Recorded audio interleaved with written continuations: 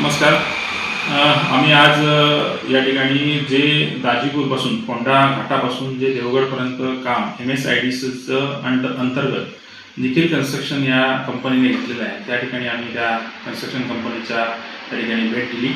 काही जाब विचारण्यासाठी आम्ही निखिल कन्स्ट्रक्शनला गेलो होतो.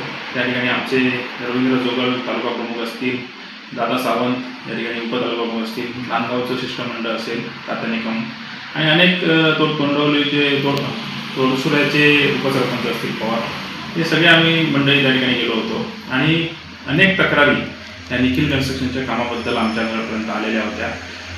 त्याची अनेक वेगवेगळ्या गावातली शिष्टमंडळ म्हणजे वाणिवड्यापासून शिरगाव, तोडसुरे असेल, कोंढा असेल किंवा नांदगाव या ठिकाणी आम्हाला भेटलेली होती. त्या ठिकाणी महत्त्वाचा मुद्दा या ठिकाणी असा आहे की ह्या जवळजवळ 66 किलोमीटरच्या कामामध्ये म्हणजे दाजीपूरच्या घाटापासून जे देवगड रस्ता आहे, देवगडपर्यंत शहरापर्यंत जो रस्ता असतो, हा 66 किलोमीटरचा जो रस्ता आहे तो निखिल कन्स्ट्रक्शन यांनी घेतलेला आहे. आणि त्याला वाडी वस्तीत जाणाऱ्या, ग्रामपंचायतमध्ये जाणाऱ्या किंवा गावामध्ये जाणाऱ्या जोड रस्ते जे असतात, जे अप्रोच रोड असतात, त्या ठिकाणी आहेत, अनेक रस्ते आहेत. आणि ते अप्रोच रस्ते ह्या ज्यावेळी हा रस्ता ते करणार आहे, जर हा मोठा रस्ता ते करणार आहे, त्यावेळी ते अप्रोच रोड खणल्याशिवाय ते रस्ता ते करू शकत नाही आणि त्याची विल्हेवाट ते लावणार आहेत. आणि त्या विल्हेवाट लावल्यानंतर ते रस्ते परत करण्यात यावे अशा संदर्भातले आमची त्यांची भेट होती. खरं म्हणजे हे जे रस्ते घेतलेले आहेत, ह्या रस्त्यावरती जे अप्रोच रोड आहे ते जवळजवळ 90पेक्षा म्हणजे 100 अप्रोच रोड आहे. पण ते अप्रोच रोड करण्याचं त्यांनी ठरवलेलं आहे ते फक्त 11 आहे. कारण त्यांच्या एस्टिमेटमध्ये फक्त 11 जंक्शन त्यांनी करायचं ठरवलेलं आहे किंवा एस्टिमेटमध्ये ते आहे. पण आम्ही ह्या संदर्भात त्यांचे जे MSIDCचे जे अधिकारी आहेत, ते कार्यकारी अभियंता आहेत, जे नाईकवडे म्हणजे जे मुंबईला बसतात, अभित नाईकवडे, यांच्याशी फोनवरचा संपर्क साधला.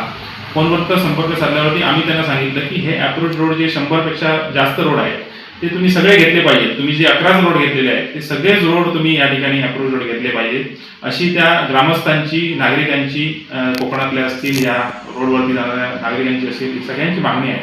त्यामुळे हे सगळे रोड घेतले पाहिजेत.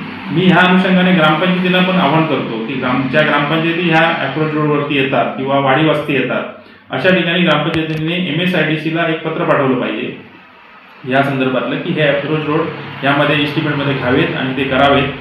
तर हे रोड जवळजवळ ते अप्रोच रोड जे आहेत ते 100 ते 150 फूट करण्याचं अथॉरिटी या निखिल कन्स्ट्रक्शनला येईल आणि ते डांबरीकरण चांगल्या पद्धतीने करतील.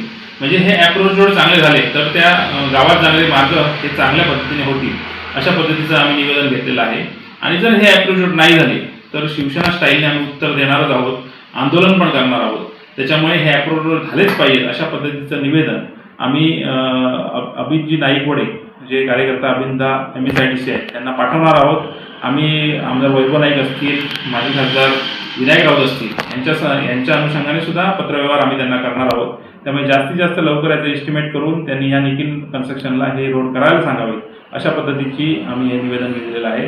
त्याच पद्धतीने अनेक लोकांच्या शेतामध्ये पाणी जातं, कोणाच्या घरात पाणी जातं, कोणाची गटरं बांधली गेली नाहीत, अशा अनेक तक्रारी त्या ठिकाणी आहेत. कुठेतरी रस्ता कमी घेतला आहे, ज्या ठिकाणी घेतला पाहिजे तेवढा घेतला गेला नाही, साईड पट्ट्या व्यवस्थित केलेल्या नाहीत, अशा अनेक तक्रारी होत्या. त्यामुळे त्या तक्रारी घेऊन सुद्धा हे शिष्टमंडळ जोगल असतील, या सगळ्या शिष्टमंडळाने त्या ठिकाणी मांडलेल्या आहेत. त्या ठिकाणी ज्या तक्रारी आहेत त्यांच्याकडे मांडलेल्या आहेत आणि त्या करून देतो, येत्या काही दिवसात करून देतो असं निखिल कन्स्ट्रक्शनच्या जबाबदार इंजिनियरने आम्हाला सांगितलं आहे. त्यामुळे हे जवळजवळ लवकरात लवकर ह्या गोष्टी ज्या आम्ही तक्रारी दिलेल्या आहेत त्यांचं निवारण लवकरात लवकर व्हावं अशी आम्ही त्यांच्याकडे मागणी करतो. जर ह्या मागण्या पूर्ण झाल्या नाहीत तर परत एकदा मी सांगतो की शिवसेना स्टाईलने आम्ही आंदोलन केल्याशिवाय ह्या MSIDCच्या कार्यालयावरती आम्ही राहणार नाही, एवढं मी सांगून थांबतो.